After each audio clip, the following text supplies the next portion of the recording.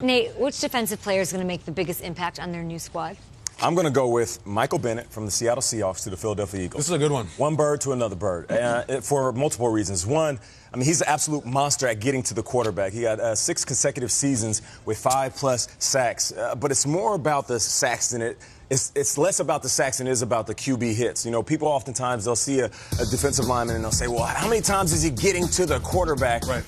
I love guys that hit the QB, and he is nasty, old school, and he has a huge personality. And here's the thing. You look at the Eagles, with what they did after the Super Bowl, already talking about being disrespected, they're going to get this type of guy in that locker room. Now, with a team that prides themselves on letting players be themselves, this is the absolute perfect fit. Talk about it. Over the last 5 seasons, 118 QB hits. Last year, the Eagles, first in QB hits with 112. They were first in yards allowed on the ground. You're adding Michael Bennett to that group. This is the perfect fit, and this is one of the reasons why I feel like they're the lead dogs in returning back. Shall I say, lead underdogs in returning back to the Super Bowl. Hey. I'm going to go with one of his old teammates. I'm going to talk about Richard Sherman on the 49ers. Okay. And I hope he makes a big impact. Nate, you talk a lot of time about characters welcome. He's one of the great characters we've seen in this league in a decade. It's also TBD a little bit with his health. I mean, he had the Achilles thing, and he posted an Instagram. I don't know if we have, it doesn't even matter. It's an Instagram of him just running. And what I thought was fascinating was the comments underneath come flooding in from everybody all around the league. Odell's right in there. Do that work. Here comes the comeback. Cam Chancellor says, I see you with those high knees. Shaquem Griffin, young guy, comes in. I think everybody respects Richard Sherman as kind of an OG, one of the bosses, one of the pro wrestler types who's a fantastic player. Here's the deal, though. Sometimes with corners, it goes fast. When it goes fast, especially you got those lower body injuries. And I would hate to see Richard Sherman on the Niners like I saw Champ Bailey on the Saints. I saw Dion on the Ravens. We saw Darrelle Revis on the Chiefs. I want to see him do his thing. And here's the best part.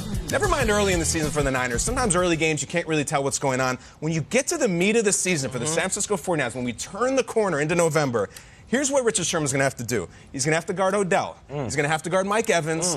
And then he's going to Seattle. Welcome to Seattle. 3 games in a row. I imagine it's going to be Doug Baldwin. It's going to be the 12th man. It is going to be all eyes on Richard Sherman. And I like this in the middle of the season so he can get his bearings. He can be the leader.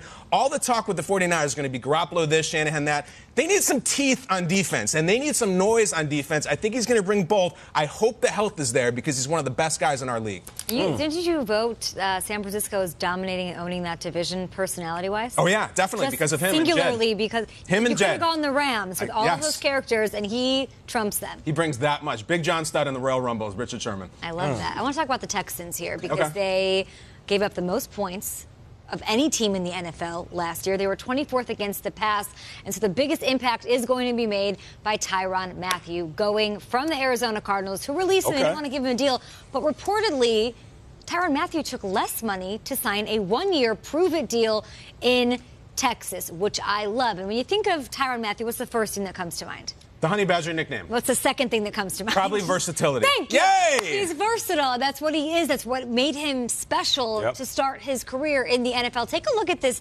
awesome heat map that we pulled up from NFL's these are the best. Next Gen Stats. All the places that he lines up. Of course, playing safety, playing corner, playing nickel out there in the desert in Arizona. That's what stands out, Kay, that nickel spot right there. That's where all the heat is. Okay, so he is everywhere. So I thought it was really interesting that we had Bill O'Brien on. We had a couple nice words to say about him, but Tyrann Mathieu himself said this. I actually put it up on a quote board. Take a look. I think this is why I chose to play for the Texans. I had a lot on my plate. I couldn't really focus on really one position. I think a lot of times coaches may ask me to strictly rely on my instincts, but am I really getting better at football? I think those were questions I needed to answer, and I think Romeo Crennel answered those questions for me. Takes less money to go to a place where he's going to focus solely on one position, on being a safety. He's going to make an impact on my intrigue, if on nothing else. I want to see if that's going to help him. It's like somebody who does a lot of things. Can they do a lot of things well, or can they do one thing great? Did he get better at football, or is he basically calling coaches a little bit lazy, saying you expected everything to be on my shoulders because I have great instincts? What do you think defensively? Is it better to focus on one thing or be good at a lot? It's better to focus on one thing. It's hard for guys on that side of the ball to be versatile, which is why when it happens, we get so excited as fans when you see a defensive lineman that could play all 4 positions, or a linebacker that could play Will and Mike in strong side, or 2015 all pro season for exactly. For offensive guys, all the time. Versatility is what we do, outside, inside, in the backfield. But for defensive guys, you got to focus on one thing. It was a luxury that he had coming in, but now as a vet, go focus on one thing and be great at that. Allowing the most points in the NFL last year, the Texans. That'll change with Mathieu. Yeah. And they get back J.J. Watt. They get back Whitney Merciless. Obviously Clowney. The Texans defense, went from the worst last year to maybe it could be one of the best this year. I'm excited. Those heat maps are the best. Love a good hyper-colored T-shirts. Remember? That's it. Beautiful. Good job, Kay, on that. We're talking about makeovers here, and a lot of times on these makeover shows, you take a piece of junk and then you make it over, and it looks into a beautiful thing. Yeah. I'm looking at a defense that went from being a luxury home with 6 bedrooms and the 3-car garage and the moat in front. That's nice. And they actively looked at it, this front office, and said, wait, that's too nice. Tear it down. Let's move to the woods. Let's put a tent up and let's get grimy. I'm looking at the Tampa Bay Buccaneers. They went from being an overpriced, inflated bunch of softies to now having one of the angriest, meanest defenses in the league. They said, let's go into the woods. They're camping. We're going camping. Not glamping. We're going camping, and the guy that's going to lead our way is a trade that they made, Jason Pierre-Paul, with a nice chance to redeem himself and show this city here in New York, hey, I ain't done, and I've got more to show. I look at the Bucs additions on just the defensive line this offseason. Obviously, they trade for Pierre-Paul, who I think is still going to be outstanding.